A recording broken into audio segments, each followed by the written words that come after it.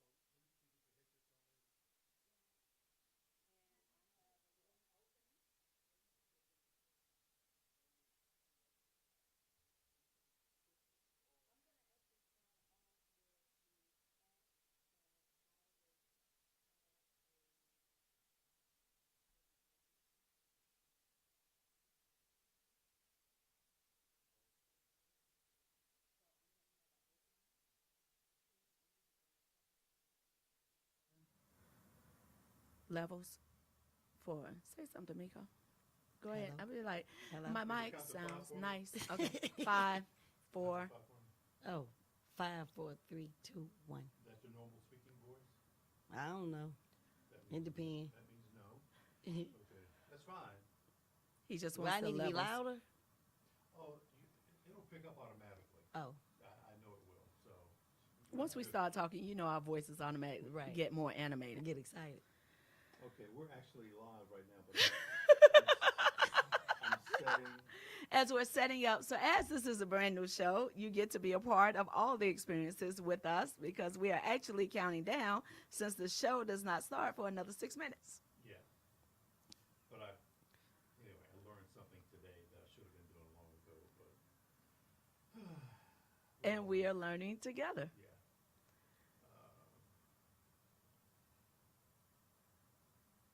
But Meko, do you have any other questions before we get going? No. All right.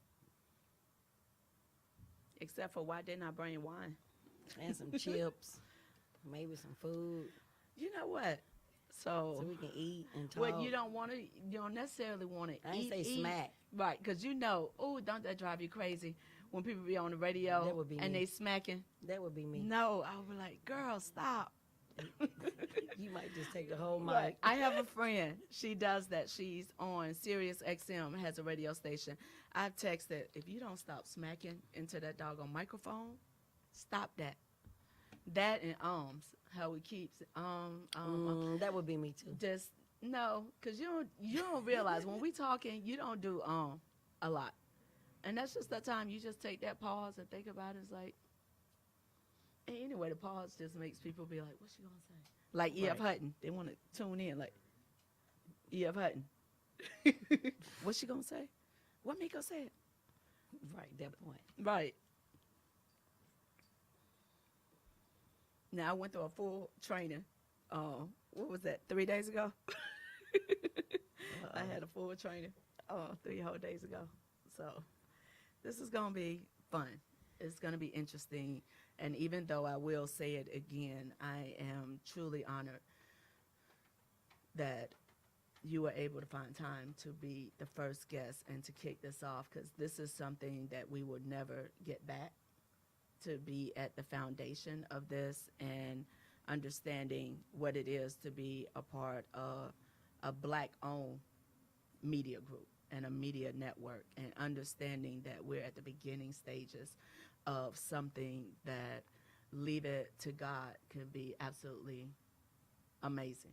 And if we can touch 10 people, I'm not even going to say one person, if we can touch 10 people in a very different way, then our job is being done. It's not done, but it's the beginning of our work. That's the ultimate goal. How do we touch people? Okay. Are you ladies ready? So I will be able to ask you some questions. You can do that. Okay, you're going to try to interview me? Oh, It's a okay. conversation. Oh, okay. So we It's on just the the phone. show. Oh, okay. The show is unapologetically. Between you two. Okay. Again, treat it just like you are, again, somewhere meeting, and you guys are talking about stuff. Just subtract the wine and the food. Right. Subtract that, yeah. You gotta mess with. Right. And but again, if something is really ticks you off, then say that it really pisses you off. Don't be there's no words that you cannot say on this network. Okay. Now you may want to be reserved a little bit in front of your daughter. I don't know, but it's I seriously doubt it, but okay. But I just want you to feel comfortable in saying whatever it is that you want to say. Okay. Like we always do when we start talking about all the nonsense that goes on around us. And when you think about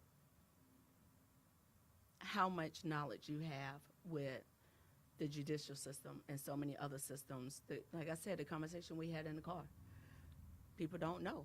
And our goal is for you not to say you don't know, because we told you.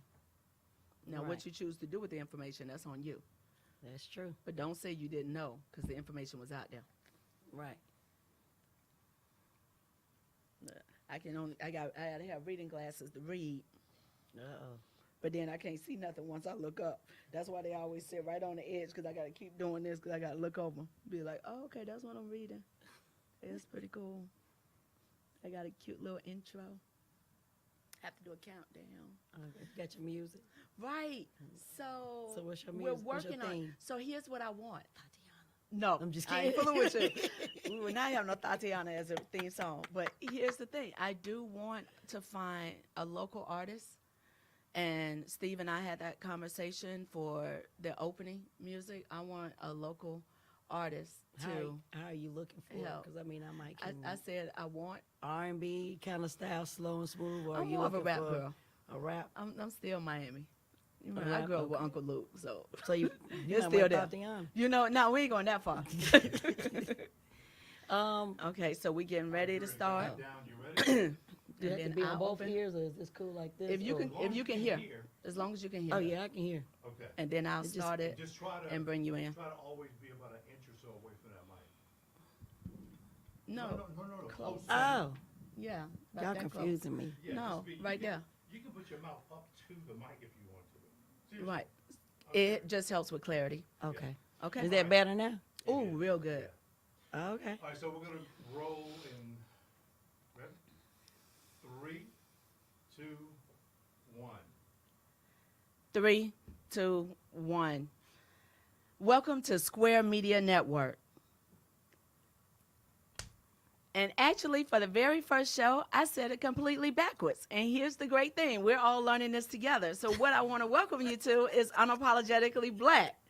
And I want to let you know that whether you are black, brown, light skinned, Native American, mixed, Hispanic, Indian from India, woke white people, West Indian, Africana, live it, breathe it, learn it, teach it, feel it, spread it, be it.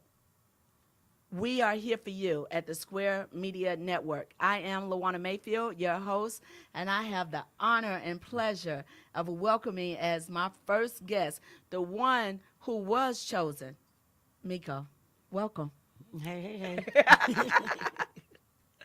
So today we get to kick off Unapologetically Black. And I really wanted to start off this conversation with the community. And I'm going to back up to tell all of you that are tuning in right now and those that will be tuning in, thank you for taking out time to hear, hopefully to learn and to be engaged and then to go out and do. Meko, why have you felt the desire to educate the streets the way that you have? Because a lot of people don't have a voice, and a lot of people don't know how to put the words in place, and then a lot of people are afraid of getting harassed when they do speak up, and that comes from personal experience. So a lot of times when we are in the room with certain public figures or people from different realms, you have the question of, should I say something now or should I say something later? So that's one of the issues that make me just want to say, you know what, I don't care about being loud. I don't care. I don't even think it's that. I think it's the exact opposite, honestly. It's the fact that you do care. Because honestly, if you didn't care, you wouldn't put yourself out there. Don't You talk about wouldn't. being loud. Right, but even that, if you didn't care, you wouldn't have the need to be so loud. Because sometimes we need to be loud in order to be heard. That's true. That's the reality of it.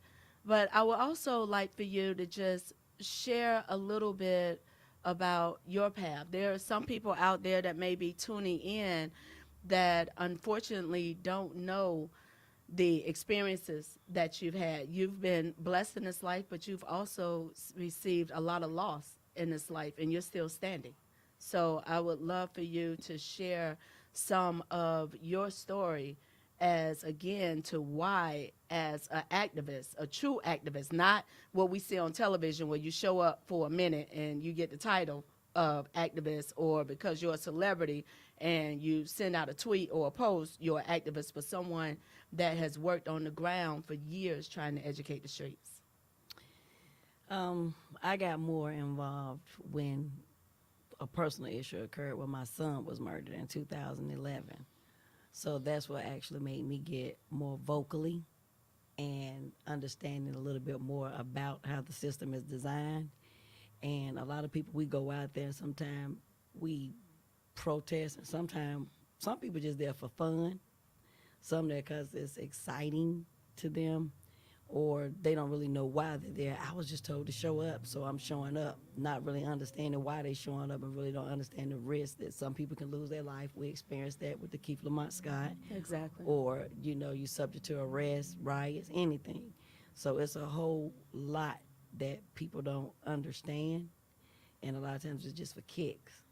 And one of the other challenges that I'm seeing across the nation, and I know that you're seeing as well, are those individuals who don't live in the community that will get on a bus not to help the community, but to try to bring more angst and energy negatively. And then when you create chaos, you then get back on your bus or in your van and you go on to the next community, not thinking about the impact of, one, we've lost lives and how those lives are lost. And yes, we have to have a real conversation about police accountability across the nation. We need to have a conversation about police accountability here in Charlotte, but we also need to start having some real conversation about accountability within the Black community. Because if we don't take back our power and our strength and knowing who we are as people, then we are playing right into this plan that was laid out long before us that just keeps us destroying each other opposed to uplifting each other. I agree, but a lot of it falls on when we look at accountability, what do people really classify as accountability? Exactly. So understanding what accountability is, and I always tell people, I learned through my personal experience that there is a law that said that all police or anybody in the government officials that carry a badge and a gun, they are allowed immunity on one charge. And that came out through federal court. That's how I was able to understand the process. So a lot of people don't understand that when cases are put together and designed after they did the final cut, a lot of issues is if it's just excessive force and you going in front of a judge setting or whatever the situation is or the outcome, when it's dealing with excessive force, if they're allowed immunity and that is the only charge, they're going to get off. So then people are not understanding. We have to go attack those laws. Exactly. So a lot of stuff is not on the lower level. A lot of it is on the higher level, but a lot of people don't know that. So we just beating the streets up. And the other thing, I think, when we try as a community to get out and encourage people and say the importance of their vote, and they say, well, my vote really doesn't matter. But you think about it. In North Carolina, you're voting for judges. Those judges are the ones that's looking at sentencing. They're the ones who are leading that conversation for the hearing. We're voting for not only local elected officials, we're voting for state elected officials. You're voting for your North Carolina State House representative. You're voting for your North Carolina senator. Those are the individuals, because we're a deal and rule state, that are creating the pathway for us to have laws that's actually going to benefit the people versus benefit institutions. So when you look at an institution and the ability to have immunity, especially when you're talking about law enforcement or any, as you mentioned, individuals that are protected behind a badge and a gun, your first job is to protect and serve. That is your first charge. You should not be judge and jury. And too often we're having conversations after the fact where an altercation or even an interaction has turned into a judge and jury by an individual with a badge and a gun versus an arrest and then going through the judicial system and then all of the challenges with the judicial system on its own. And the fact that we know that laws were created specifically to ensure that certain peoples, black people, poor people, brown people, because it's easier to identify us than to be other than white, that laws were created specifically to ensure that you did not have access. So when you think about the realities and when you try to explain it to that person that's on the corner of Freedom Drive and Moorhead that looks like us and that person that doesn't look like us, how do you think is the easiest way to explain it to help people to understand that this is a systemic legislative policies that got us where we are, and it's going to take policymakers to make the changes in the language in order for us to have something better?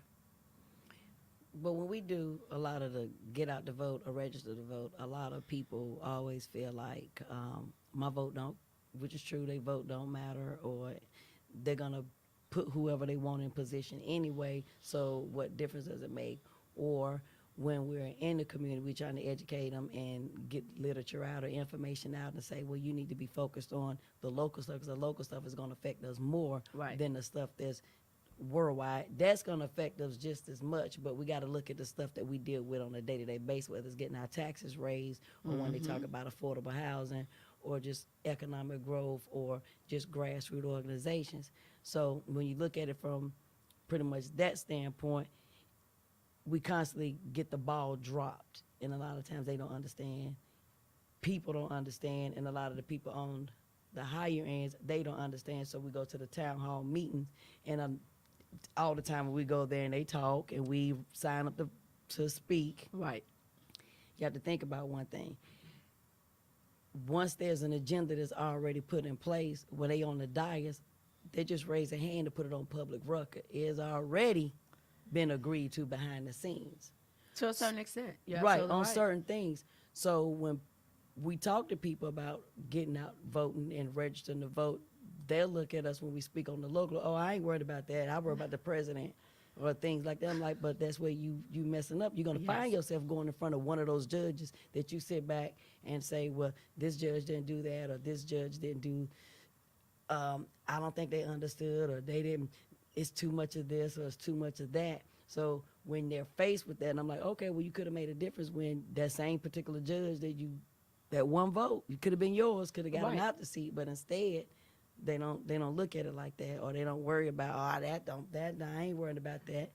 Yes. So that's one of the biggest issues, and a lot of people don't even know. We ran into situation where we say, "What's your political status? Democrat, Republican, undefeated, or liberal?" What's Obama?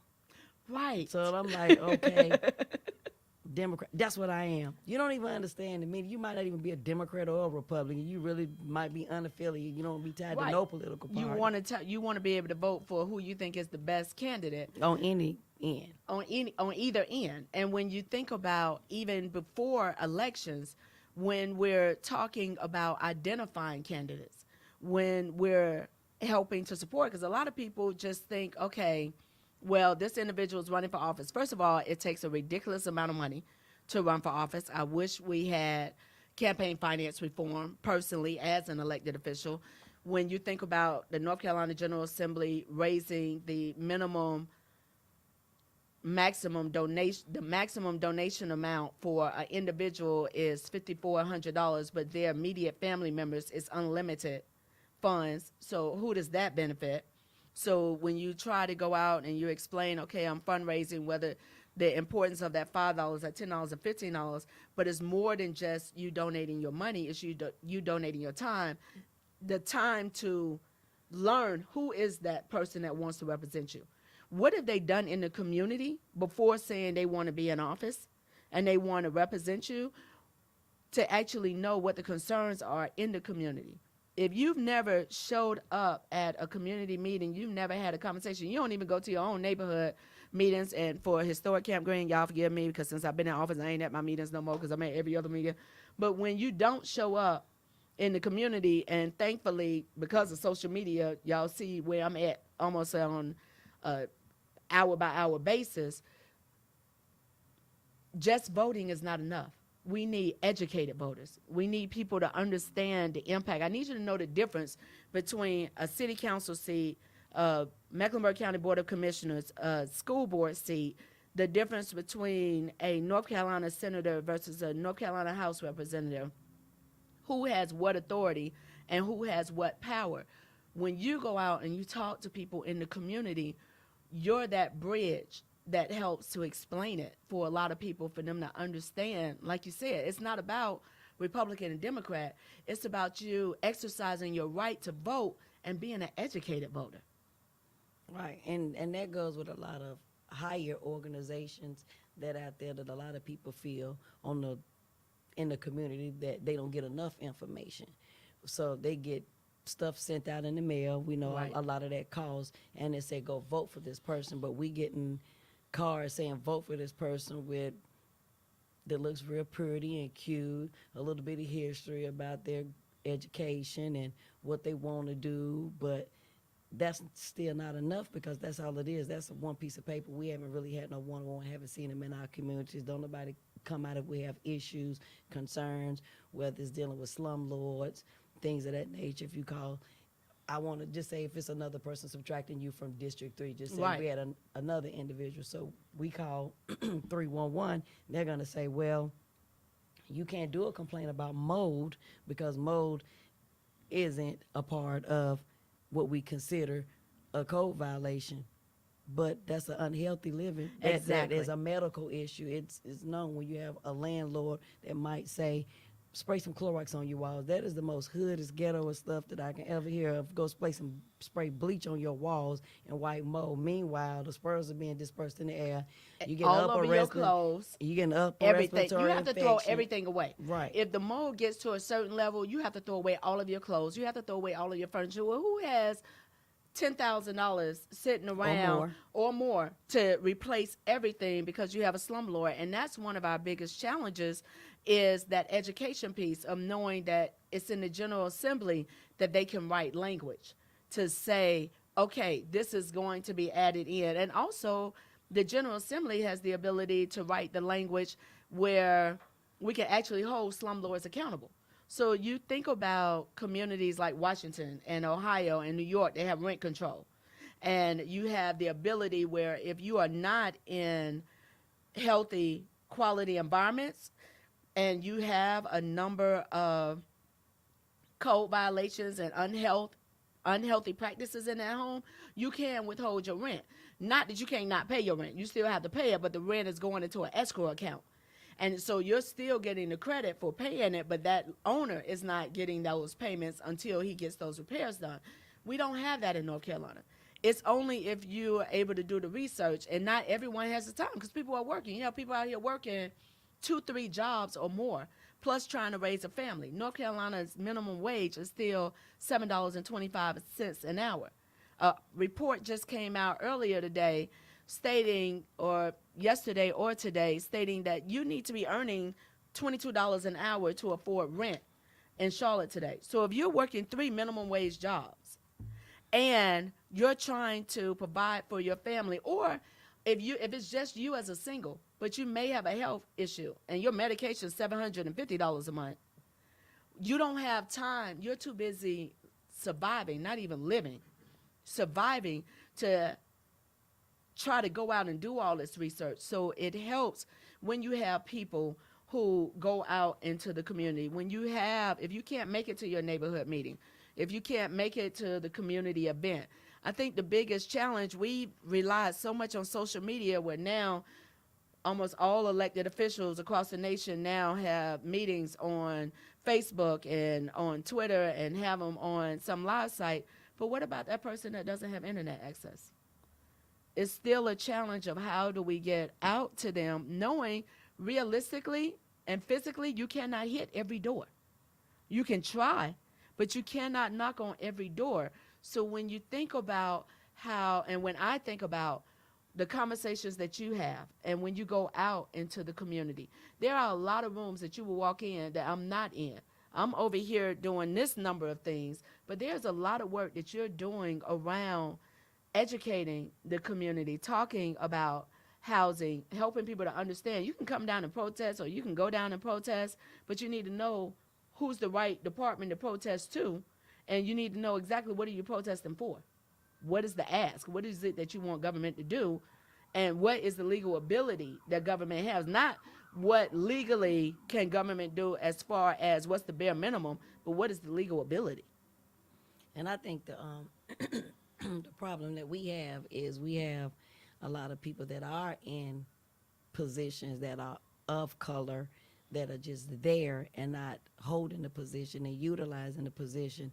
And you have a lot of them just giving us sales pitches. Well, you know that old saying, all our skin folk ain't our kinfolk.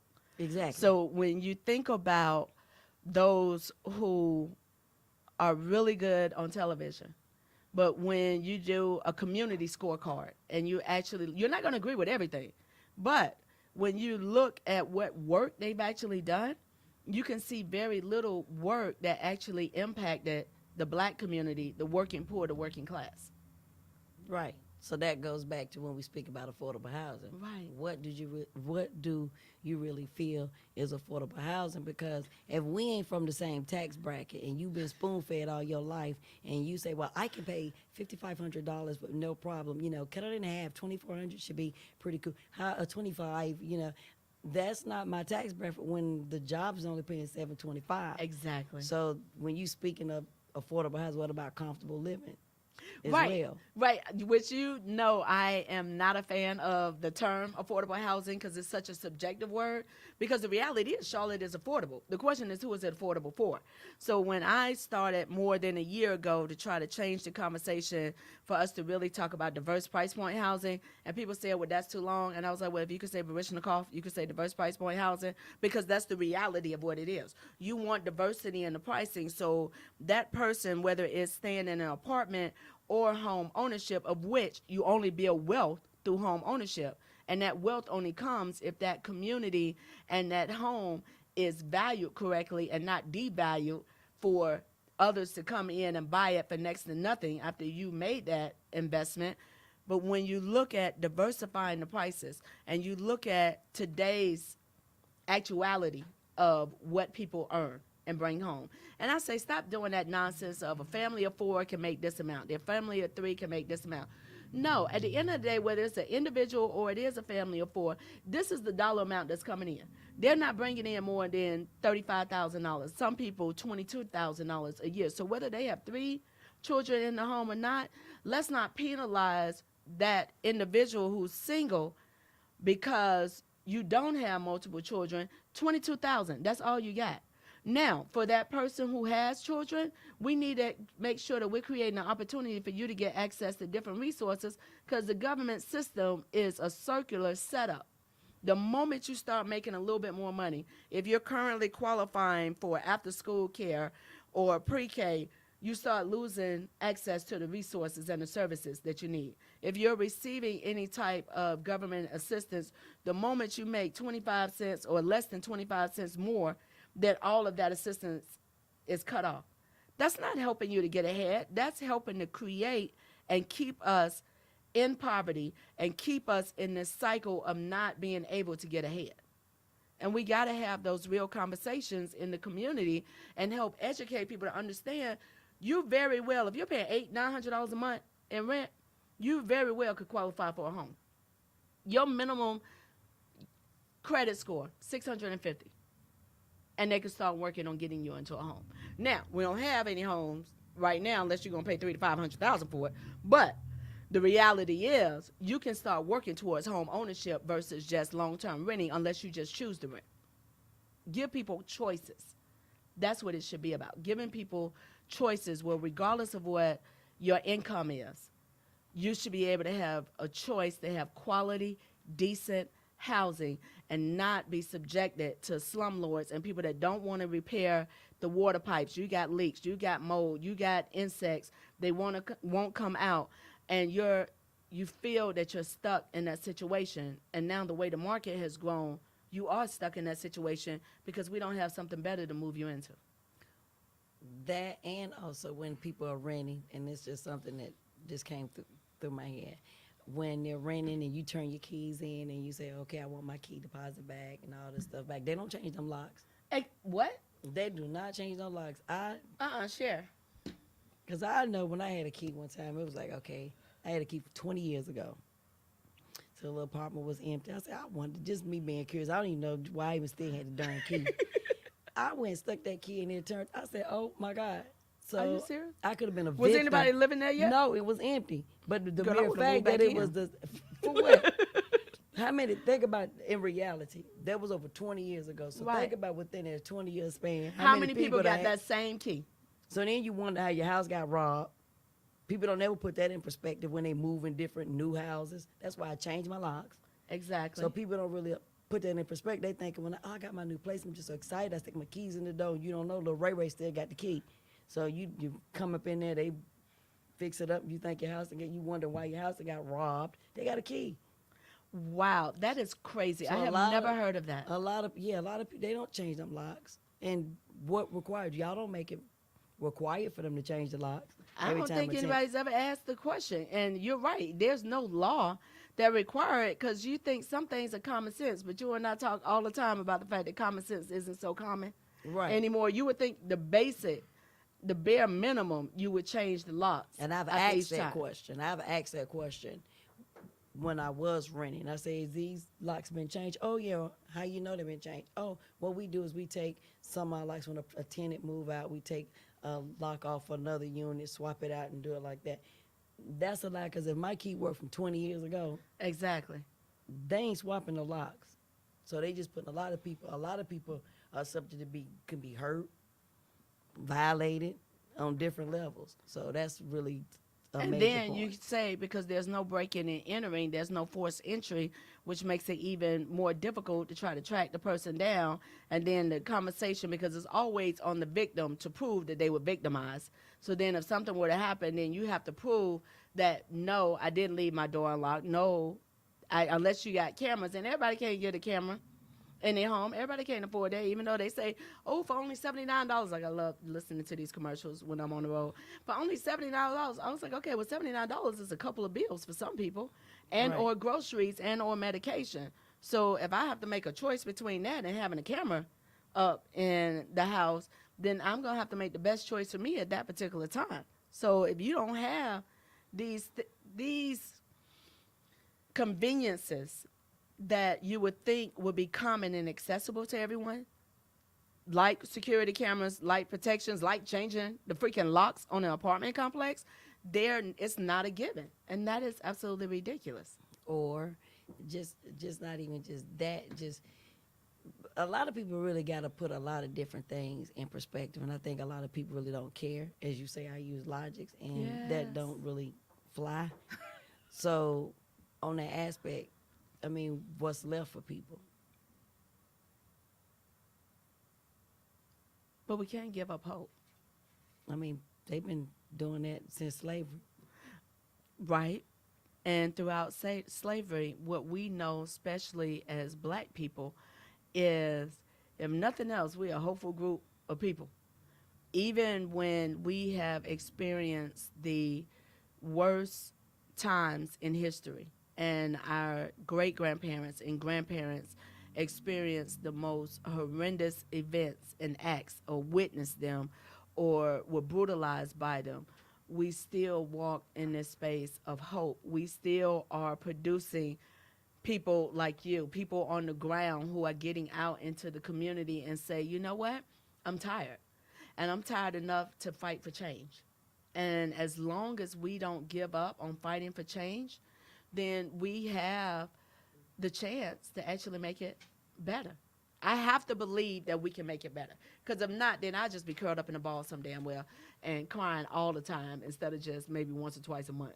Well, you might as well go curl up, because when situations occur, one thing a lot of people don't like is the fact that if they are a victim of any sort, they're gonna come back to you and say, "Well, have you heard anything?" I mean, you the police, so why do I got to do your job for you? I'm not getting paid. If I do that, I might as well not call no police. I might as well not do no police report. I might as well handle it my own self.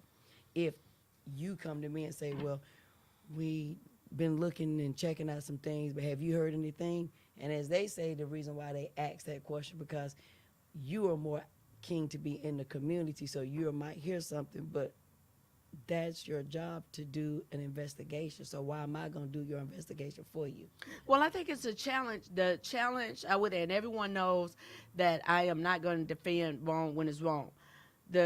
One of the challenges that we see is the reality that we have, in large part, gotten away from community policing. So the streets are the ones who see and know everything that's going on. When we have true community policing, and that officer has been in the community, that officer know Ray Ray on the corner, that officer know Miss Jenkins and know all the seniors that sit up in their house and always peek the curtain back because they see everything that go on, and you ain't no new car coming into the neighborhood. You better pull up and say, ring the doorbell, knock on the door and say, okay, I done bought a new car just so that you know that this one's mine, and it's not, because they'll be the first ones that call.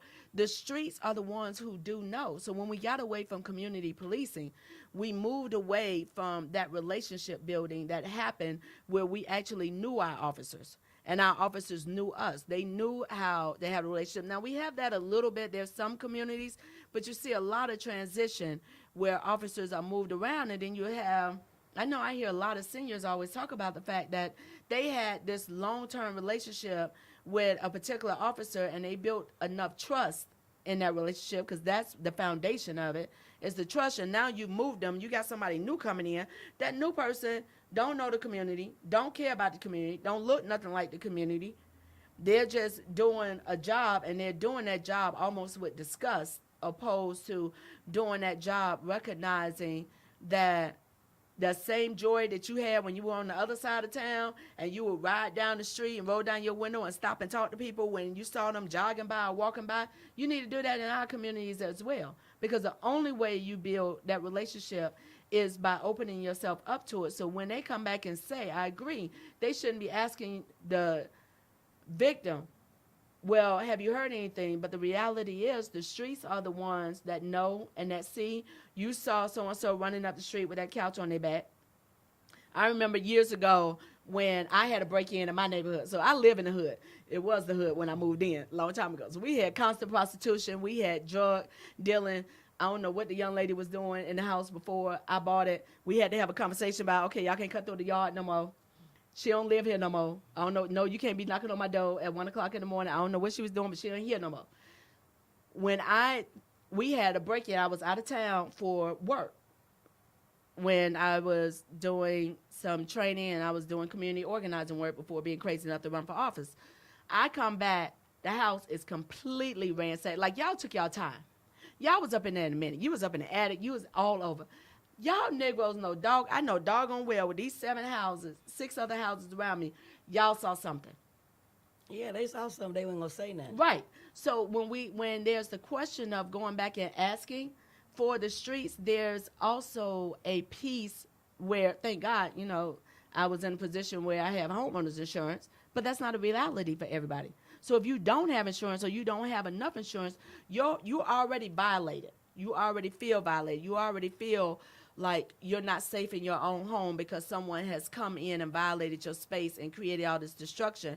But then if you go by and them same neighbors that didn't say anything, then that makes it more difficult. And if that is Miss Jones' home, Miss Jones that's been there for all 80 of her years, that y'all see out, that you sat on her porch when you were younger, or you see her walking up and down the street picking up the trash, or she was always the one that always had some candy, and someone break in and something happens and the streets don't speak up to protect her, there's a problem. Well, I ain't gonna say really just that. They don't want to feel like they're filling out a credit application, because you can call the police. And here's a prime example. I had a neighbor. This lady been staying there for umpteen years. Mm-hmm. She ain't got no kids. So when I seen this little boy going to the house, I'm like, nah, I ain't never know they had no nephews because she's weird. That's a nice way of putting it. She ain't got nobody at the house. So you're going to know who's there. She's been over there forever. Okay. So I'm like, okay, I'll call her. I didn't have her number at that time, but when I called the police, and I'm like, well, you know, her house is getting broke. They're going to ask me, well, what's his description? I'm like, well, all this time you on the phone with me asking me 55 different questions. By this time, he running across the street with her flat screen on his back. I said, what you do is you get in your patrol car, look for that person running down the street with a flat screen. So you asking me all these questions. Right. You killing time. And the whole time, the boy just rode off on his little bicycle. Here go the police. He done threw the flat screen somewhere else. Mind you, they wound up finding it. But he just moseying on down on that little bicycle. And I'm just looking, which way did he go? Had you come when I first called you, the Whichever chances way you are. feel like he went, that's the way he went. I'm not finna help you just go through all that, because that's just, it's like, a lot of times, there's even in the situation where if it's a violent situation. Right. And you trying to say, okay, this person has been shot or stabbed, or it's a dispute, it's a fight. Can you come? Well, what's going on? Do you know the people? How old do they look? What color are the people? What clothing do they have on? Do you know how it got started? Is anybody leaving? Wait a minute. Do you know their names? By this time, you don't even want to talk to 911. You done hung up the phone. Then they're going to call you back. Ma'am, I think the call dropped. No, it didn't. I hung the hell up. So I agree with that. So there's definitely a space where we can look at training for that initial intake call. But I also, on the other side, understand why you would ask some of the questions, just like the generic questions of what do they have on, about what their height is, so that if they do start running and if the officers are coming from different directions, they'll be able to see them, opposed to them hearing the sirens, which I think is always the craziest thing anyway, because I'm like, okay, well, just let everybody know you're on your way. So they see you, and then it's a crowd of kids. And you just blend in to that crowd. You stop running. You just start walking and chilling like you in the crowd, even though don't nobody in that crowd know you. So I can understand wanting to get at least a description of the clothing and get an idea of what the person looked like so that you can catch them. But I also don't understand simultaneously why you capturing that information, officers should be on the way. Not you capture all this information, enter all this information into the computer, and then dispatch. That dispatch, once you identify the initial, because unfortunately you also have people that do crank calls. So they try to get some information to try to identify if it's a real call. So I can understand a certain extent of it, but I also can understand the frustration where if I'm watching this event happen, just like I've had people say, well, I don't want to call because I'm scared for my life because of retaliation. And we like to tell people, And in large part, it's true. We'll tell people that your information is private. It won't be given. Okay, well, I also know that's a bold-faced lie for some people. Because, again, because I was in the hood, before my hood started getting cleaned up, and I now got $300,000 and $500,000 homes over there, because now everybody want to live over there. So when it was still the hood, I had to call on a neighbor one time, and I'm inside my house, and I'm listening to the officer call out my phone number, the full number, all 10 digits, all of them. He just said, well, I got a call from such a, I was like, this motherfucker right here, no the hell you didn't just. Right. Now, that was long before I thought about being crazy enough to run for office. That was when I was still an activist. So I was like, okay, yeah, y'all some shady people. And I grew up in Miami. So even though I've been in Charlotte for a long time, when I grew up, I grew up in Dade County. So you see it, even recently it was again on the news about the corruption in Miami. So Miami Gardens, the level of corruption from elected officials to police officers, everything was absolutely, completely outrageous, the level of corruption that was happening right in front of me. So I grew up seeing it. But I also know that there are really good officers out there, because what I don't talk about a lot is the fact that my mom retired from the police department before she died. So even though she passed away when I was 15, I still try to look at it from both aspects of, for that good one, the worst thing that you can have is a bad cop as your partner. Yep. And when you think about good cops that have gone and reported, because most reports, we love to do studies and do reports, and they say most reports are officers reporting on other officers. But that's now. Let's go back 20 years where when that good cop went in, you were the one that was isolated. You were the one that was blackballed. You were the one that was put out there, and your choice was either leave the force and identify a new career or put your life in hands because you go in without backup. These are all realities that we don't ever want to talk about because we only want to talk about the good. But there has to be somewhere in this conversation where we recognize as community we got a role that we can play, and as law enforcement, you got accountability that you need to have to us. Because again, you are not judge and jury. Your job is to protect and serve. Your job is to help, not to hurt. And two, they gotta learn that a lot of people talk about training, but it really don't matter about training. They can get all the training they want, but the problem is, are they gonna use it when they walk out that door? So that's the biggest issue, the biggest concern.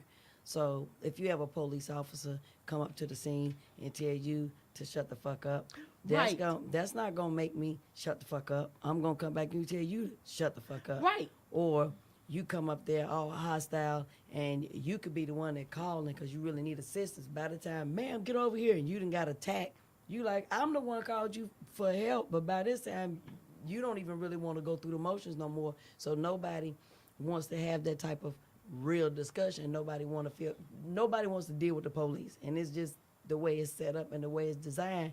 Because here's an example: you have Mother Murders of Offspring. Yes, she comes to multiple events. It doesn't matter whether it's police issue, community issue, right, personal issues. She does all of that. So there was a situation with one of her persons she just nominated, Cora. Her son was twins, had a set of twins. Me and my friend girl, CIAA, we down at the Waffle House eating, drinking coffee. I do love your Waffle House. Right. So we down there talking, shooting. Keith Wade doing his off duty, work got to be up there. So we leave, me and my man. We tired. I'm like, I'm going to go to the house. So my friend girl, she had to go to work. So I see something on the side of the road. I say, girl. She talking about, what, bitch? I said, what if that's a bag of money? I said, what you gonna do? She said, I'm gonna call in work and we ain't going. I said, I know that's right, bitch. We finna go. All of a sudden, all new energy. All of that. I rolled back. It's a whole dead body. Wow. I'm like, bitch, it's a dead body.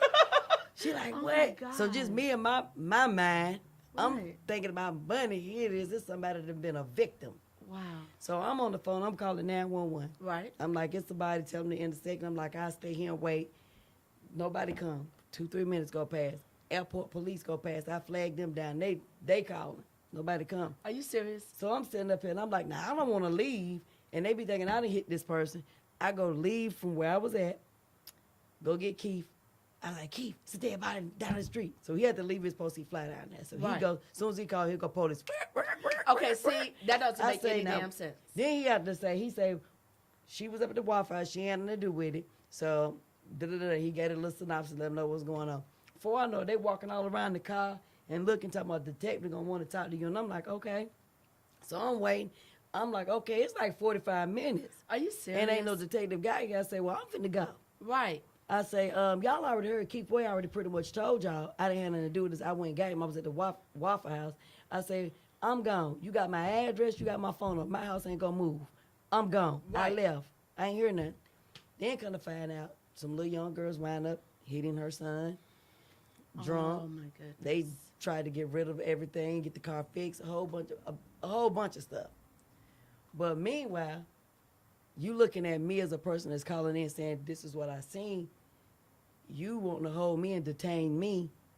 That's why nobody, and I said, now I said it out there to him. I said, Right. this is why nobody speak up. This is why nobody talk to Because y'all. you're turning around and almost making me the victim for No, making me the trying- criminal. Well, you're actually right. You have become the criminal with the way that they're interacting. But even at that, the fact that you called, the fact that you flagged down someone, the fact that you had to leave and go to another spot to get a off-duty officer, well, because now Keith's retired, but an off-duty officer in order to get something done, that's absolutely freaking ridiculous. So, of course, there's going to be distrust. And if we keep having these community conversations and we won't talk about the reality of that or make excuses for it, there's going to be a problem. That, and I can tell you one other thing that's a big problem. We tired of hearing everybody got a gun. They ain't got no damn gun. Right. So now it's Because then levels. when the time comes for too many instances, the gun can't be found. So what the hell you think? They got a bionic arm where they was able to throw the gun 500 feet away? No, I think they related to David Copperfield. It just disappeared. Because that don't make no doggone sense. Because you say you thought it was a gun, but even at that, you got a taser. You got training. Because you can figure out a way to detain someone because you do it every day. So the question is, how do we make that a part of your daily routine opposed to the fact that you all the way by this door that's behind you, but I feel threatened, so my first reaction is to pull a gun, not my taser, not anything else, or even to talk to you. My first reaction is to pull out a gun and say, well, he had a weapon. No, well, all you found was a phone. Well, This that- don't look nothing like no damn gun. That go to LaQuan Brown. Exactly. He was 16 and he got murdered, and the police pretty much said he thought his cell phone was a gun. So he's a 16-year-old that's dead. Exactly. A mother grieving that lost somebody. He was a twin. So now the sister's dealing with their absence. Right. So a lot of people don't put a lot of different things in perspective when a person lose a loved one. Real quick, you had 3 comments from. Oh, we have comments. So, yes, please join in. One, the viewer is, his name is Slam. Hey, Bradley. Slam. I don't know if you know Slam or not. First comment is changing laws won't work in a system designed to protect itself. Gerrymandering is a thing. It is. His second comment is voter disenfranchisement. Voter disenfranchisement. Yeah, is a thing. It And is. his third comment is police accountability will only come with community policing, transparent body cameras, and doing away with the internal affairs jurisdiction. So some of the things that were mentioned are very real, but just like Meko and I have been talking about, who has the authority? Legislatively, that's in the General Assembly for some of it when you think about even a body cam. So remember, when Charlotte first moved to spend money on body cams, the conversation was to make those available to the family first and to the community as soon as possible to have transparency.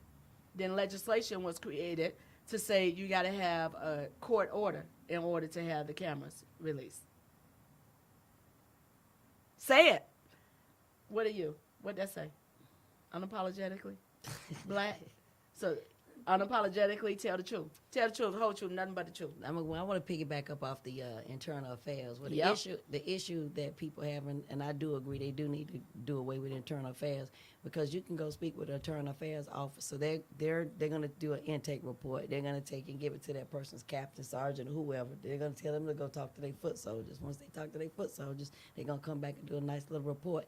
But the biggest issue that I have is with the people that is giving the report is when they come to you and you say, well, he told me to get out the car. He slammed me on the car, pushed my head, twisted my arms, put my hands behind my back. I told them the cuffs was too tight.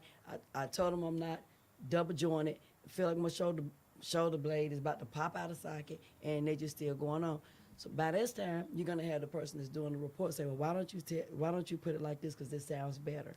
Are you they ask serious? you So they try it's to, they creative direct writing. you. No, it's not a direct. They do creative writing. They all Okay. study that. So Okay. they do creative writing, and what they do is they take your story and they want to say, well, why don't we say it like this, because this is going to sound better. A person that don't know, that might have limited education or just have regular education or just really don't know. So they thinking, well, maybe my hood talk, I coulda, shoulda, woulda, didn't do or ain't done, that ain't good enough for the paper. So if they say, well, we're going to say that they asked you to get out the vehicle, they told you to place your hands on the car. You just So- telling a lie, because that ain't nothing what I just It's damn creative said. writing. So by this time, you're going to get a nice little cute little letter that's there from Internal Affairs, and it's going to say nothing was substantiated. That's because you let them do creative writing. They don't redirect your words. If it happened, they told you to get out that car, they called you a nigga, they threw you down, you keep it like this. That's my words, that's what I'm saying. I don't care if it don't sound right or what you feel might sound good to you. That ain't what happened. This is what happened. So you people have the gotta stick ability with to their say, word. no, you're not going to rewrite Right. this. It is what I just A said. lot of it people is. don't do that. Probably 80 or 90% of people probably don't do that. I know that because I was one when I filed the Exactly. complaint. And they said, why don't we do this? Sound good? I'm like, oh, okay. You right, okay. So that's how they get you. So one, they're gonna make you feel comfortable. They're gonna make you feel Right. relaxed. So I'm here. Tell me what happened. That's a shame. It shouldn't have happened. But this is gonna sound better. So while it's sounding better, it sounded better to go in favor for the officer. Not to mention, you just rewritten the whole story of what happened. Right. And because now I've signed off on it to Right. say this is what it is, and I come back and try to fight it when it comes back to me that it was unsubstantiated. It's like, well, this is what you said happened. It's like, but that's not what the hell I said. See, that's why the hell you on the show right there. Because I have not, thank God, but I have never experienced it. So I don't, only thing I know is the version that is told to me from the individual who would be doing the intake. I don't have the version and the reality of the person who's explaining what happened. So without you sharing that, people out there wouldn't know. They wouldn't know that, no, you don't have to let them try to change your words. Your words are your words. Or if you write something too, they'll read it. So let me read it.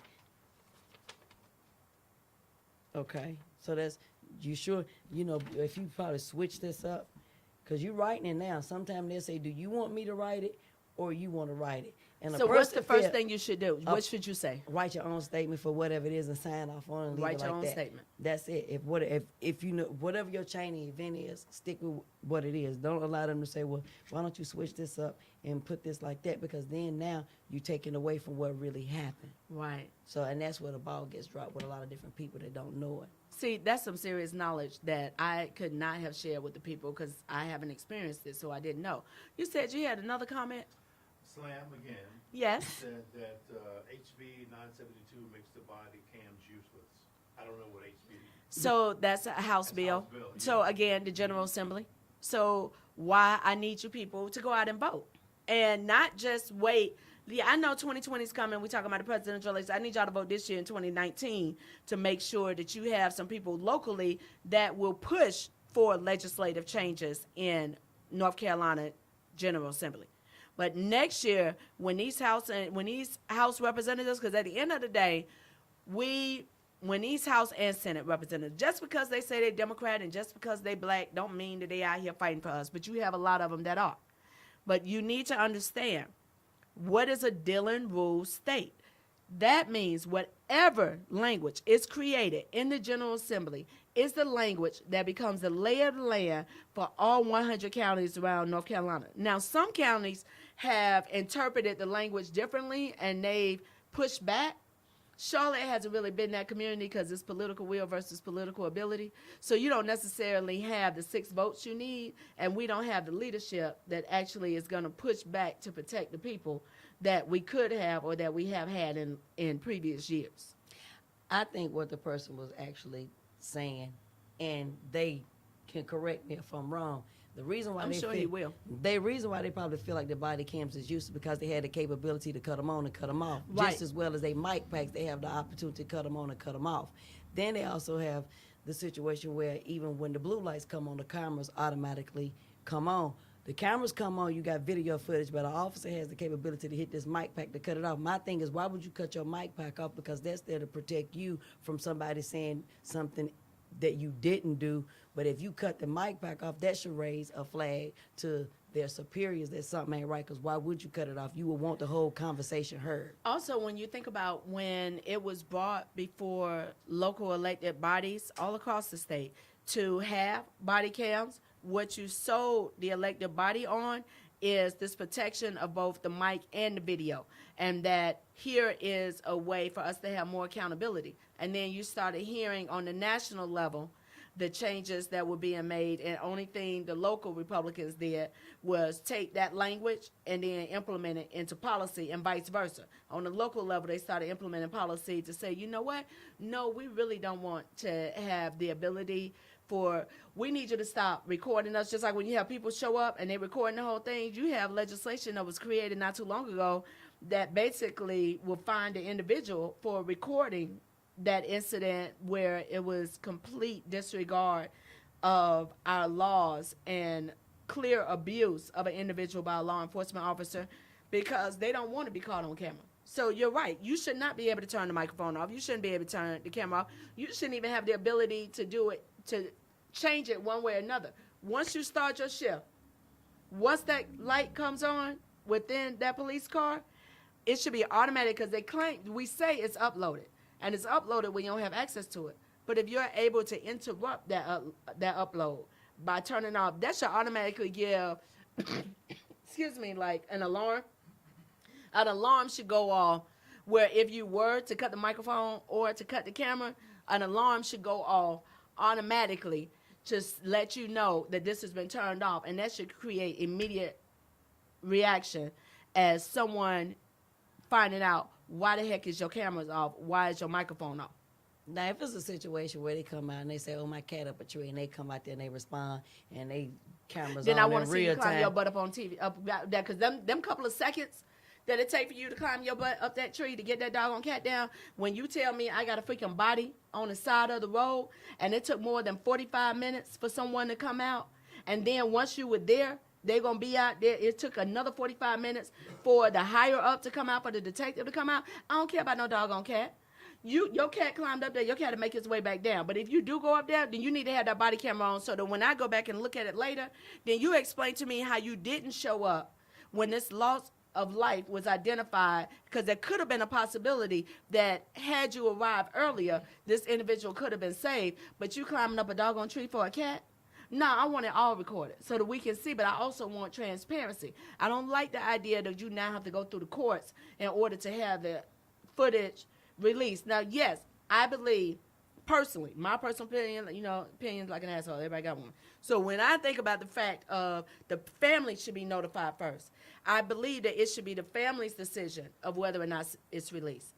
If the family say they want it released, because I don't personally believe that all the community should get access to it. I think the first conversation should be with the family. When you lost your son, when your son was murdered, when your son was taken from you, I feel like what we should have done based off of everything that happened, if there were cameras, if it was today and we had the cameras and we have everything, my first conversation should be with you and your family to say, look, we're getting ready. I want you to come down. We're going to view the video, and then I'm going to shut up, because they also, when they're doing the video, you have somebody trying to explain the video to you, because I've sat through that, where you're watching a video, and opposed to you watching the video on your own, you have a law enforcement official explaining to you what you're seeing. I don't need you to explain what I'm seeing. Just let me watch the video. Give me my moment. And then they should ask you as the family, do you want this released to the public? It should be your decision first. Y'all need to have time to deal with whatever decisions you need to make before the community tries to jump in and take over. And it's people who've never known your son, never spent time with your son, but now all of a sudden got an opinion. That I have a challenge with, because it can go left really quickly. I want you to have first opportunity and for you to make the decision of what should be the next step. I agree with that too. That should be left because don't nobody want to actually go relive a moment and see it Right. publicized. That's just like when I didn't allow nobody to take pictures at my son's funeral because I didn't want to go on social media and see my son in no casket as Right. somebody's screensaver. I don't think that's appropriate. I think that's a little bit disrespectful Yes. to the family, and that makes them constantly have to relive the moment. So I don't agree with that. You got another comment? Sam had one more comment, but you've already answered it. You said that the HB 972 meant making, Body cameras. getting the footage nearly impossible, but Right. you've already kind of talked about that. Another viewer, Brian Clemmy.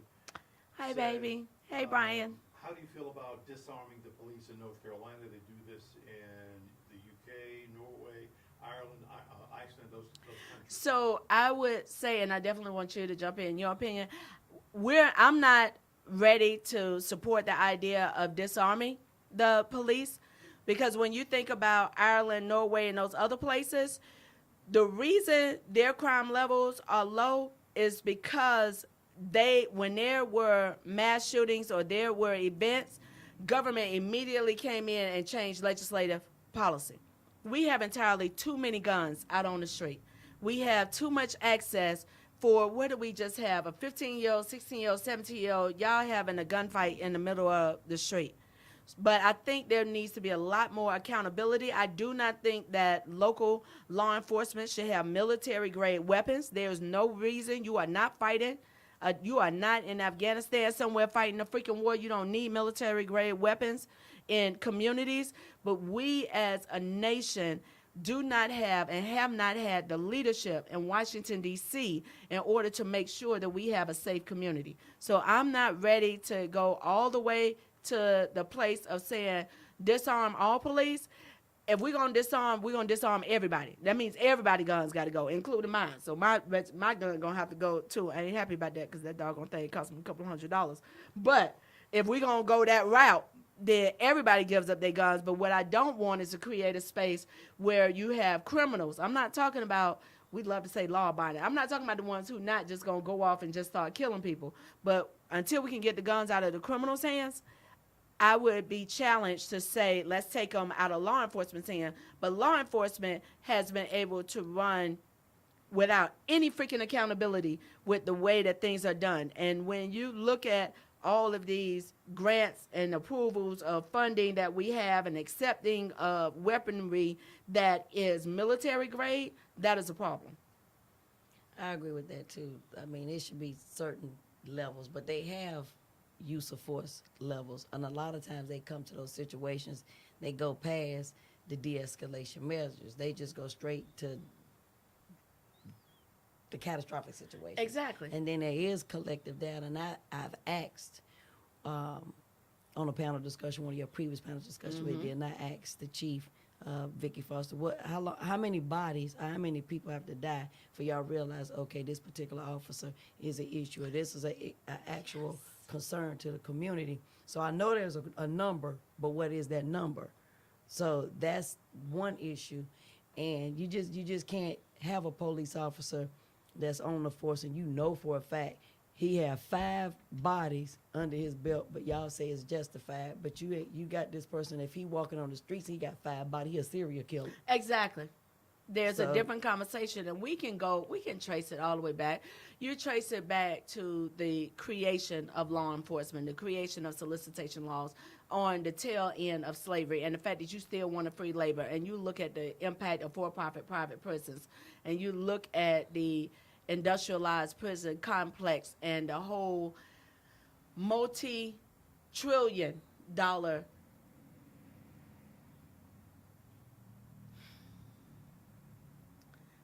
death and poverty are multi-trillion-dollar businesses. And when you look at the impact, so you have that young officer who has every intention of doing good because he wants to be the one that's that bridge in his community.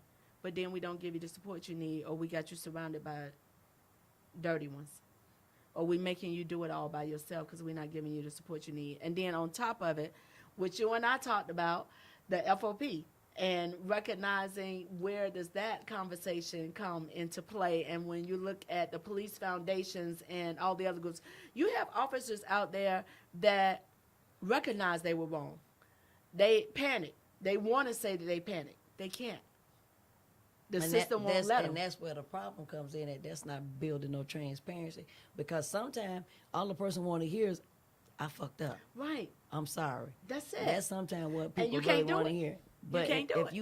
you can't say you really want to bridge a gap or you want to have real raw conversation if you can't really accept liability. And one issue is they have a bad habit of trying to victimize the victim even more by saying, well, let me go, pull this police report. Let me try to find a way to justify this homicide. But you're not sitting up here saying, well, if we're going to release his police report, then, or his background, I mean to say, why not release the officer's disciplinary actions? Right. Service records, complaint records, and put it in a number where he got 25 excessive force. If he got 25 excessive force from 25 different people, I mean, that's a real problem. Right. And you got some of them Transparency. You have some have PTSD. Right. And if they got PTSD and they're taking medicine, if I have PTSD and I'm driving under the influence, but he on a job having a gun, a badge, a taser, and aspartame, and he's on medicine and under influence, but when they have an officer-involved shooting, you quick to do a toxicology on the victim, but you ain't doing no drug test on the officer. So if we're going to do it, we got to do it right. So and even if there is a drug test, that information isn't released to the public. They ain't going to do no drug never test. They're not going to do a we drug don't test. treat them. They ain't going to do no drug test. So even when we think about the realities of a system that we are having to maneuver within, and a system that wasn't created for transparency and accountability, when we have these community conversations, even like you said, when I hosted the 3 community conversations last year, what I realized by the third one is that it's not a conversation on training. Like you mentioned, it's a conversation on clear and blatant bias. And that bias isn't based on whether that's a white officer or a black officer. That bias is based on law enforcement. Now, even though, again, I have always been out there supporting our officers because we have some great ones out there. But we also, I shared earlier this morning, I had tweeted out for us to pray for the first responders because of the gas leak in Durham. I recently learned of a report, a study that's been done. First responders have an increased suicide rate.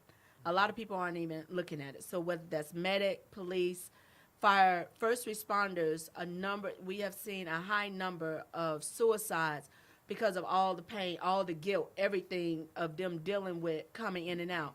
So add on top of that, and what they realize, like you said, those who were formerly military, who have PTSD, who didn't get counseling, who start drinking, who start doing drugs in order to cope, who have some fights and some different incidences, opposed to identifying you might need help and connecting them to counseling, there would be other forms of non-treatment that would happen. So they'll get reassigned. They'll get desk duty for a couple of months, but you haven't gotten to the core of what's going on.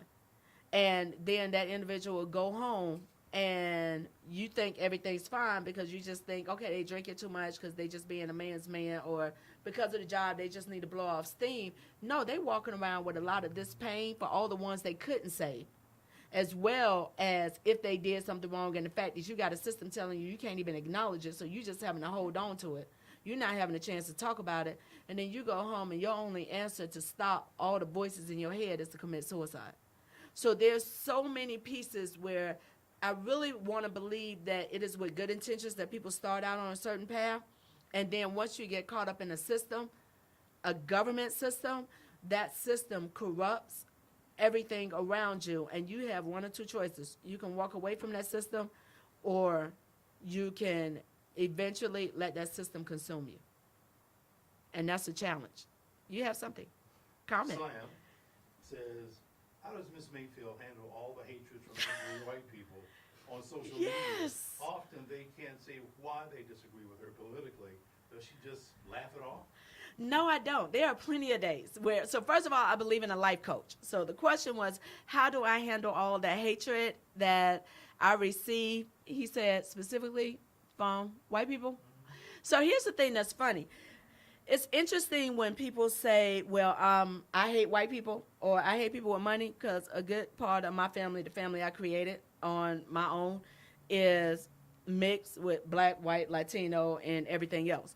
So when I realized last year I hit a wall, because it did get to a point where it felt like I just can't be enough for everybody. I can't be black enough. I can't be female enough. I can't be an activist enough. I can't be a volunteer enough. I can't be gay enough. I can't be nothing enough to make people happy. That everything that I'm trying to address with transparency and honesty, because what I do is the pain I feel, I share. I share it on Twitter. I share it on Facebook. Every day we see another black person being murdered. Every day we find out of another black or Latino or Native American person, trans person, gay person being killed or disappearing, and nothing's ever done. There's never a police follow-up. The individual is never caught. So I share that, and I hit a wall where I honestly, and I had a conversation with somebody, I hit a wall where I hated all white people. I'm like, I just hit a wall. That's all truth and honesty. I had to go to a meeting at council one day, and one of our staff people was trying to review a packet of information that we were going to be voting on that night. And young white male, I say relatively young. I think everybody young. I can't judge age well. So I told him, we kept missing each other. I was like, look, I'm down in Show Mars. Just meet me down here and join me for lunch. And we started talking, and he's an attorney. And he started sharing his story while we was talking right here in Turney. He grew up very poor, like dirt poor. He was ostracized in school, so even with white folks, they do the same thing with poor people, that we think that we get targeted because of the fact that there's bullies everywhere. But he had a very difficult time. But when he shared his story, because I was pissed anyway, and I was still pissed at all white people. So this is what God do. So the God of your understanding, however you identify as God. I was going to use that anger later. Like, I had some posts in my mind that I was going to send out as soon as this meeting was over. When I tell you, while he and I were talking, and we just shared about our childhoods and realized that we actually had a couple of different things in common with our childhood, with things that we like up until a certain point before parent, mother, or father passed away, what life was, and then how everything changed. All that anger I had just was gone. So me and Guy had to have a conversation, because I was like, really? Because I was going to use that. Like, I had some shit I was going to say to some people. I was going to cut some people out. But it was really where it wasn't there anymore. And then I created this tagline. I had started using hashtag I know my why, because I kept getting attacked. And people was like, why you always got to talk? Why you always got to promote black businesses? Why you always got to bring up what white people doing? Because I know my why. And my why is I'm sharing another story of yet another mother, another grandmother, another sister, another child who's crying because of a loss that was senseless. There was no need for this loss to happen. My why is to challenge the system. I ran for office so that I had this crazy idea, and I tell you, don't use logic, because I've learned these 8 years logic don't work with damn government. But I thought that I could get in and we could actually do some good for people. And once I got into it, and I realized that it is such a freaking popularity contest. And it is about people that say something really good for a camera and for a photo op, and you'll show up at the event long enough for that photo op, and then you disappear, or you come in late and you want to be acknowledged, or there's an event and you standing in line with everybody else and you walk up and like, I'm elected so-and-so, I'm honorable so-and-so, so that you can get to the front of the line. And I'm like, what the hell wrong with you people? We're public servants. This is a part-time freaking job that paid me less than $30,000 a year that I do full-time. Thank you, baby, for covering the bills at home. I love you. So that I can do this job. But yeah, I hit a wall. I was mad at everyone. And just as easily, God removed it. And the fact that he removed it by me sitting up talking to a damn white male pissed me off again. But then I couldn't stay mad. Because I realized that, oh, I got it. You mad at me for talking about it. But guess what? I'm mad at you for doing it. I'm mad at you for allowing it. I'm mad at you for being complacent. So we all just gonna be mad together. But what you gonna do with your mad? Because on the back side of my mad, we created real community conversations.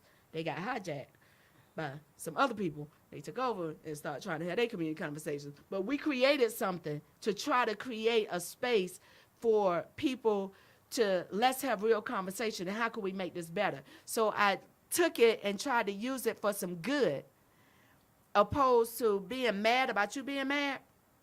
Stay mad. But can your mad make you do something good for somebody? Or is your mad just going to keep building up my Twitter followers? Because every time you say something stupid on my Twitter, then your friends going to follow it. So thank you for building up my followers to get me closer to 5,000. That's where I finally got to. And look at God, because where we at today? Right. So I have a question, just because, you know, we always talk about so many different things. So when people say, well, as you say, Yep. you support black businesses. So they be like, well, what about development in our area? Why she don't support Right. stuff in District 3 when it comes to housing or development? Why are the people that's in District 3 not at the table? Right. So I went to one of your job fairs, and it was a lot of opportunities that people really could have, you know, accomplished. And I Right. mean, on any level. 233 jobs that needed to Right. be filled.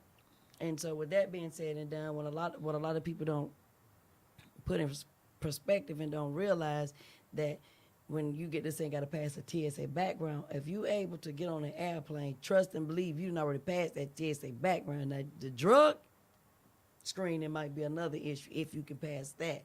But if you able to get on an airplane, you done already went through the TSA.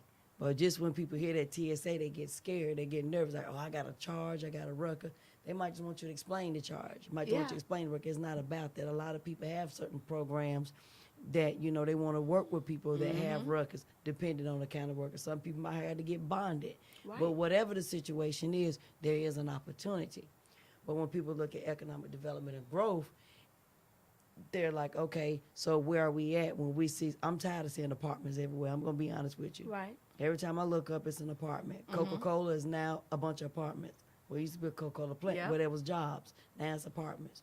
So every time you look up, when you riding on South Boulevard, it's apartments, no homes.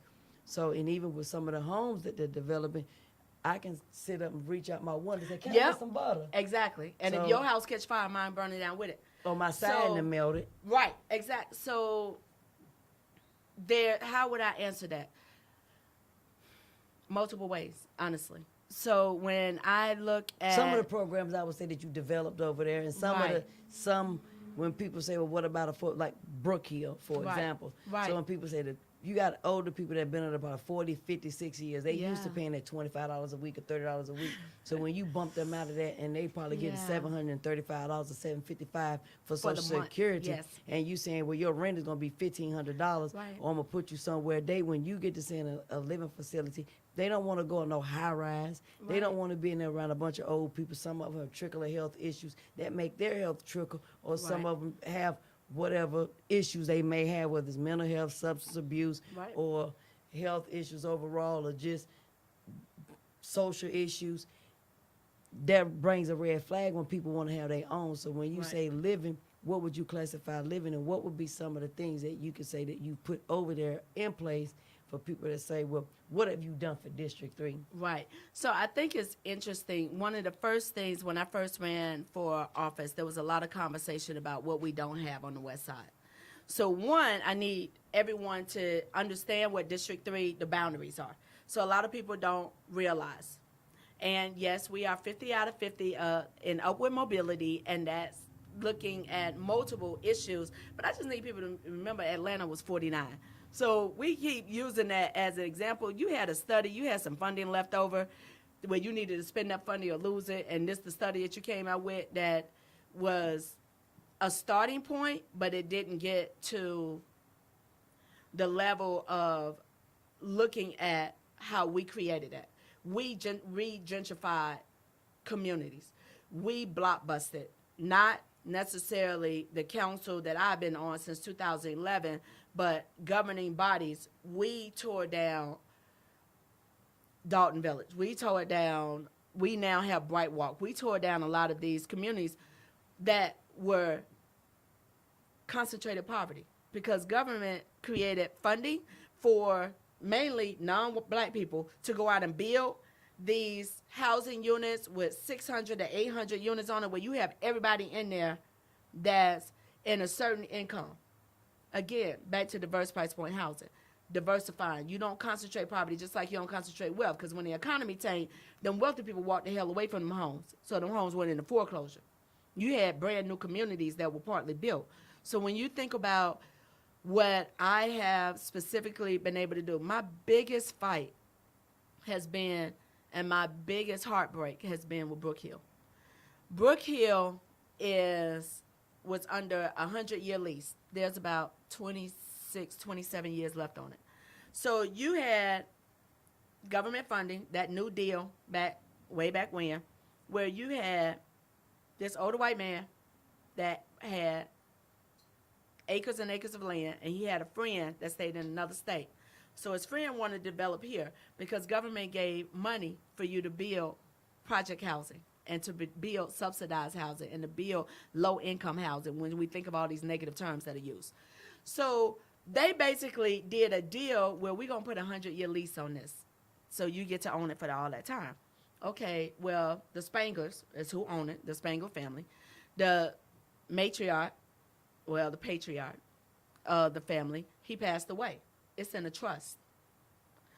None of what I've learned in a very difficult, convoluted process is when funding is in a trust and you don't have the family members at the table actively engaged, there's a challenge. So under the Obama administration, there was language where there was the beginning of, honestly, it looked like it could be prosecution that was going to happen to get access to that land.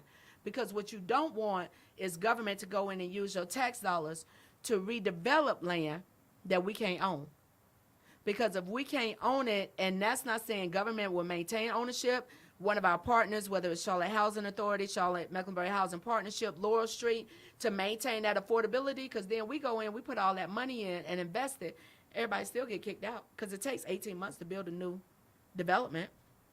So what you had is you had business owners that went in and negotiated to get access to the land. They say we're going to build new on the land. But guess what? You can change that building, but you still don't own the land. Banks ain't going to give you money for that because you don't own the land. How do they get their money back if something goes wrong? So I ran into that wall for 4 years with trying to figure out ways legally for us to get access to the land. Okay, we had a administration change. You ain't heard nothing from the courts regarding what was happening with the case. So what did I do? During that same time, I started conversation about a targeted rehab program. Because a long time ago, about 30 years ago, Wesley Heights had homes that were $25,000. The city created a grant. It was like a $300,000 grant the city of Charlotte had created to try to get people to go in and buy. Could not get young black people, young Latino, young Asians. Couldn't get young minorities to go in and buy.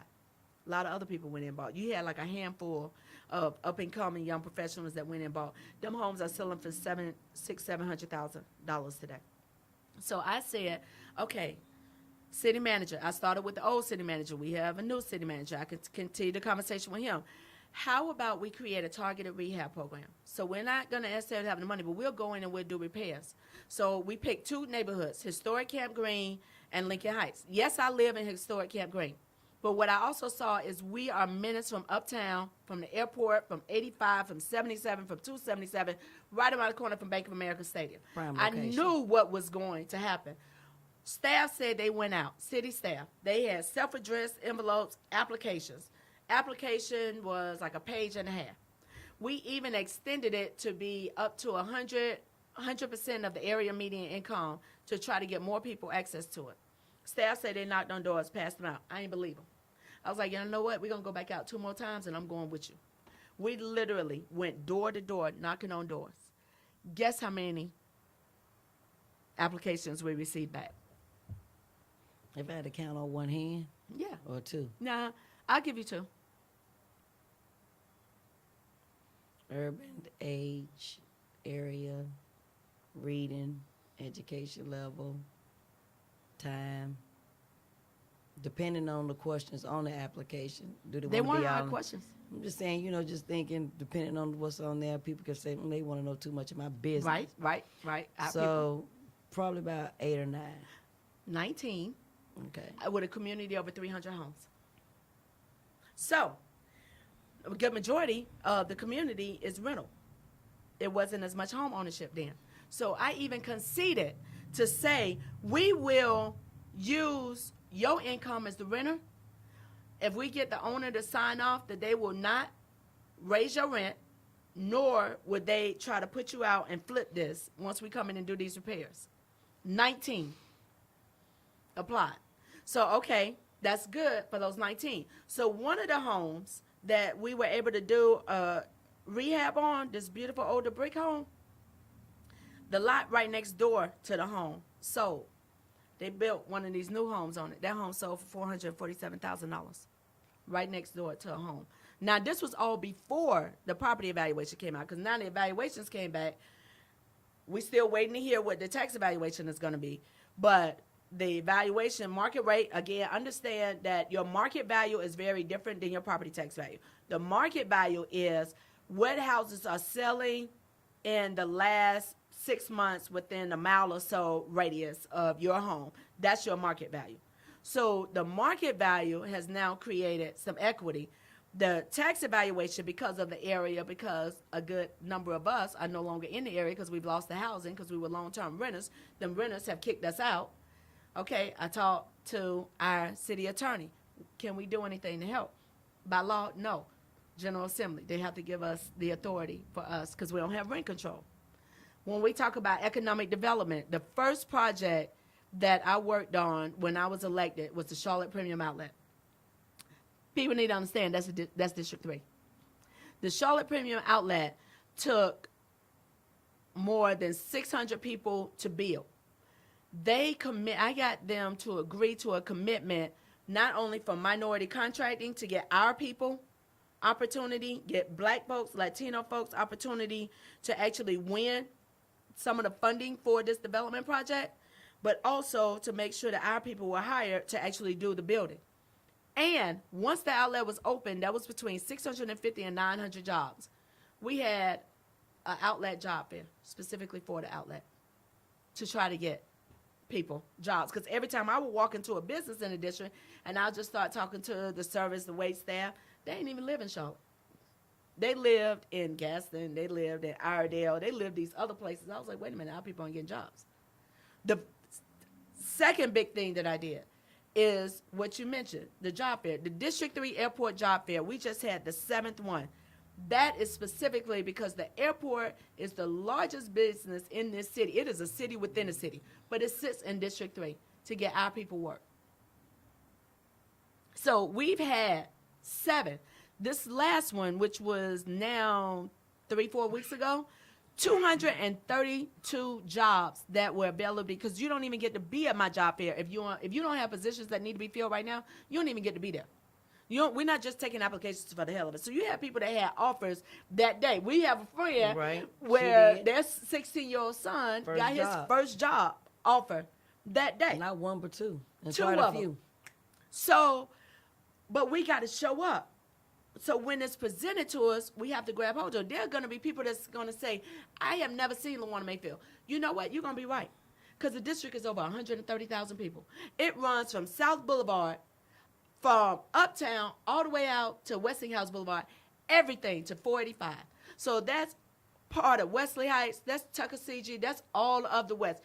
Freedom, Wilkerson, West, Nations Ford, Tybola, Tryon, go out to Rivergate Shopping Center, which is past Carowinds.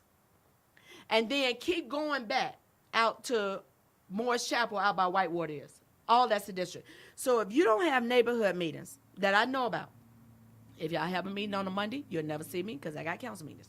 You want me to miss the council meeting and come to your meeting? Okay. If you think it'll be beneficial for me to miss the council meeting and come to your neighborhood meeting, then send me the email at the city council office. But if you're not at your neighborhood meetings, you don't go to the town halls. I give town halls every year. You don't show up at the town hall. You don't show up at the community festival. You don't show up. So you know how we do these block parties? Right. I created community conversations with CMPD where we were having block parties, specifically where we would get the community together and come out. I created that in partnership because it started under Chief Monroe, and then with Chief Putney, we continued it. So my biggest challenge is I don't tell y'all everything that I do because I'm so busy just trying to get it done. Because I'm looking at my people every day. I see my people. No, I don't live out in the furthest part of my district or all the way out in Steel Creek, or I live in South End. When I moved in 2001 in my home, it was still the hood. Prostitution, drugs, everything else. That's one of the reasons why I ran. So, and it does weigh on me when I can't help somebody. But I also have people that call me that don't even live in the district. That say, Councilman Mayfield, I don't live in your district, but how can I help you? So how did that make you feel when they calling you and you have other council people and they're asking you to fix the issue or reach out to somebody they feel is not accessible, but they're only accessible when it's voting time, cheese and smiling, grinning, photos and all that. But when it's time to have a concern or an issue, we got to go reach out to somebody we feel that we can access. So how does that make you feel that if you're talking about something in a whole nother district that's so irrelevant to your district? At first, it was honestly confusing for me because I assumed that the same reason that I got into this, that others got into it for the same reason, that they wanted to actually make a difference and help people. That was my assumption. First of all, assumptions, ass. So I messed that up. But the other side of that, once I stepped back and realized it, I felt thankful. Because that means regardless of all the people that LaWana ain't shit, she don't do nothing. She don't do nothing for the West Side. The West Side neglected. I got people that are also saying, you need help, call LaWana Mayfield. Here's her number. I got people that trust the fact that if you call me, and one ain't gonna blow smoke up your butt, I'm gonna tell you if it's something that I can help with, and if I can't, I'm gonna try to connect you to who can, or I'm gonna be honest with you and say, you know what, there's really nothing I could do with that. I have no authority over the sheriff's department. What broke my heart was when I had a mother call me because her son was in prison and lost his life in prison. You called me 3 months after everything happened. Your son had already been cremated. There is nothing that I can do except for listen and to be there for you. So I'm going to listen and I'm going to be there. You're not going to see me going to multiple funerals. I don't know if it's my upbringing or what it is. I think that funerals are for immediate family and friends. When I was a little girl, when my father passed away, he passed away unexpectedly when I was 13. And I saw all these people walking around my house as a 13-year-old that I have never seen before. That upset me. When my mom passed away a year and a half later, soon after me turning 15, and again, I had people walking around my house who I had never seen before. I seen this church packed with all these people that I have never seen at our house. I had never been to your house. I didn't know who any of you people were. So, okay, my parents had a different life, evidently, because these people must know you. But then I see how politicians, and some of them they do, and some families want that. I don't do that. If I know you and you tell me you want me to be there, then I'm going to come out of respect and out of love for you and out of love for your family. But I'm not just going to show up because that's not a photo op. We're paying respects to a life that is gone.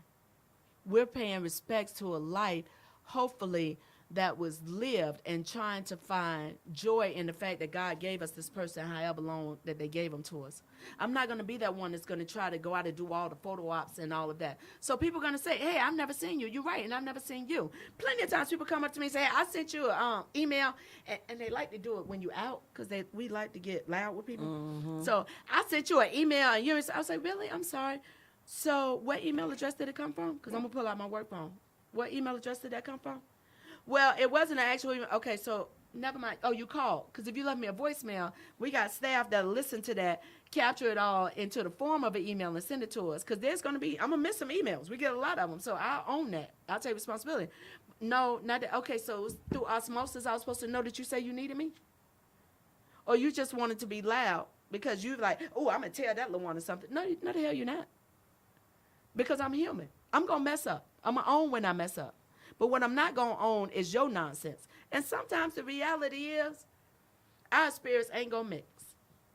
That's just oil and water. Some days our spirits ain't gonna mix. You got plenty of people. Hell, you don't talk to them that tell you I don't do shit. I ain't done nothing. All I want to do is seek attention because I'm telling you the truth. Because I'm acknowledging when we wrong. Because as an elected official, I say, you know what? As government, we failed you. We messed up. So with that, I can respect it. So when people say, well, we're looking at development in the areas, why are you allowing so much development? And don't have the ability to say no. So let's think right. about this. And why not allow some of the people that live in the community Right. been over there at the tables when you have these developers talking about, well, we want to go build a Dunkin' Donuts, we want to build a Harris Teeters, we want to build a doggy park. Because I want that we want black-owned business to Starbucks. come in and say that they want to do it. First of all, let's create some businesses. Let's Right. have some black-owned businesses. Why? Oh, yeah, the city Can we has a create some program. credit? How about government got funding, government got access to banks, government got access to resources to not only train you on how to start a business, write a business plan, have a successful business, but we also have a way to get you started. But even at that, we got a lot of black millionaires in Charlotte. They can create an angel fund. We don't have to rely on the banks. I was at a conversation this morning. At that conversation, they were talking about gentrification and housing. We have a well-known architect here, Darryl Williams. Amazing, has done amazing work. When Darryl Williams and Ron Leeper tried to do one of their first projects here, they sent out 14 proposals. Not one bank called them. One bank did actually call outside of the 14, and the level of hoops they had to jump through. Every time they hit a goal, a new goal was added. A new goal was added. Okay, we recognize we got a system that created a credit rating that we ain't never asked you for to try to help. You created Redline and you created Blockbuster, and we not in the rooms to get access to the funding the way we should. I don't have the ability to control that, the market. But when we own, we get to change the conversation. So if you own 10 acres of land, you don't want local government to tell you you can't sell your land. The challenge is we weren't owning the way we could have been. Because we could have been taking advantage. We could have bought that house for $25,000 because the government also gave you the down payment assistance to do it.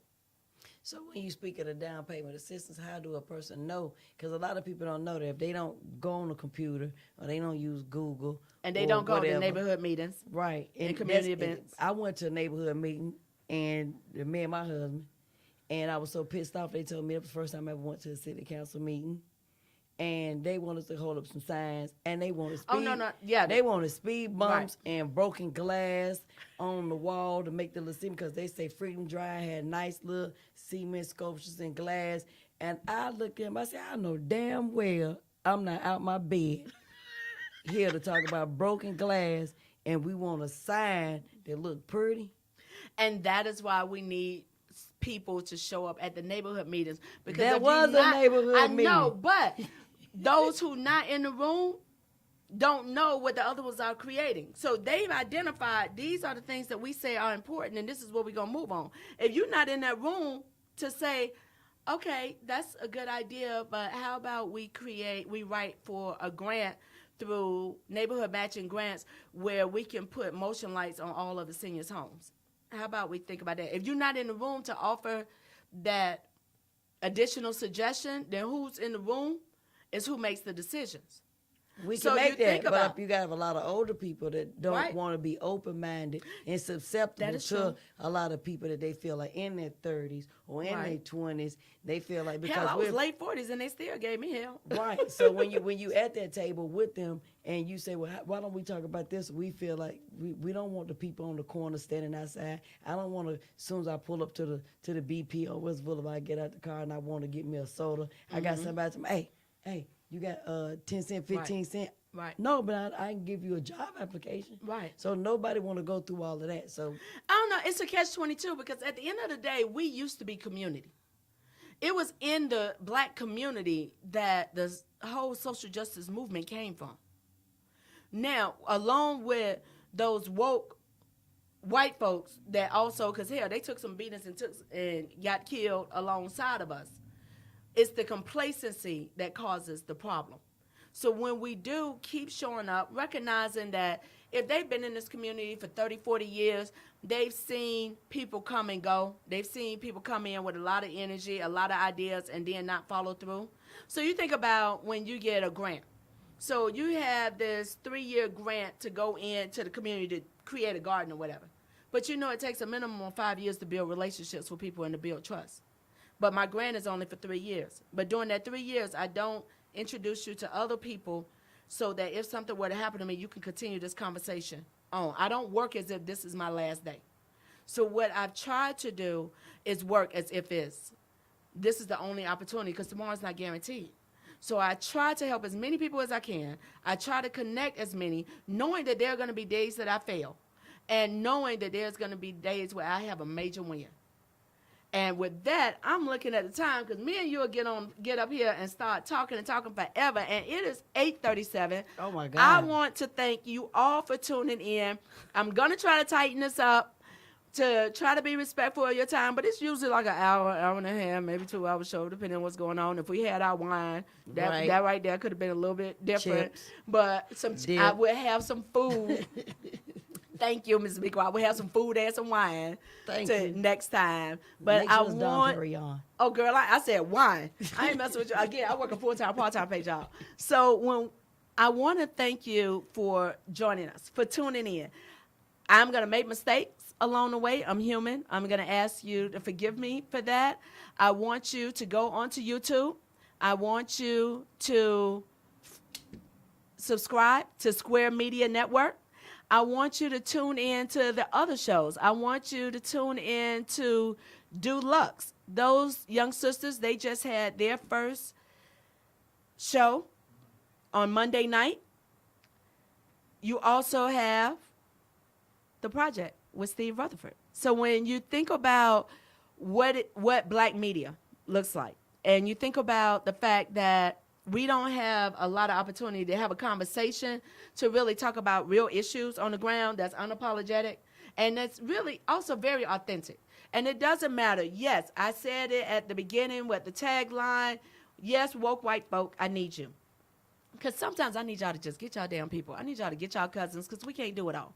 I can't be the one to explain it all the time. Sometimes I need y'all to step up and do that. But also, black folks, we need to get each other. And we need to get back to loving each other and respecting each other and getting to a place to understand that, no, I am not going to shoot you, and stop doing this nonsense, because that ain't how you hold a damn gun. So stop doing that. That is not how you hold a gun.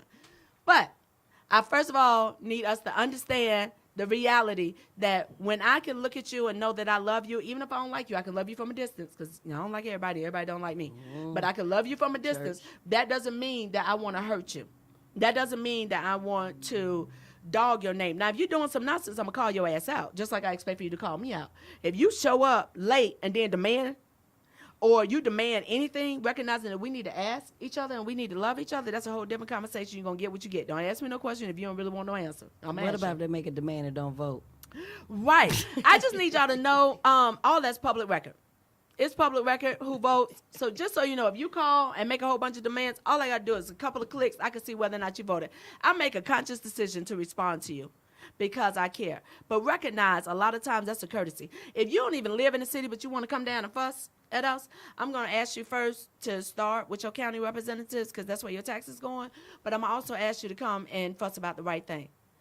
I am LaWana Mayfield. You have watched Unapologetically Black.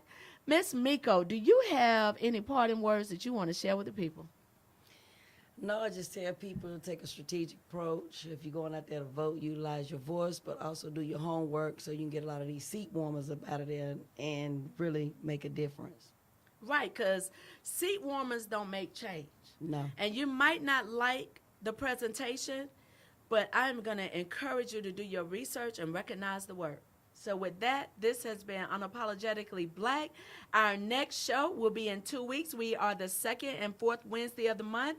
I hope that you would tune in, and I truly hope that you enjoyed our first show on the Square Media Network. All right. That's awesome.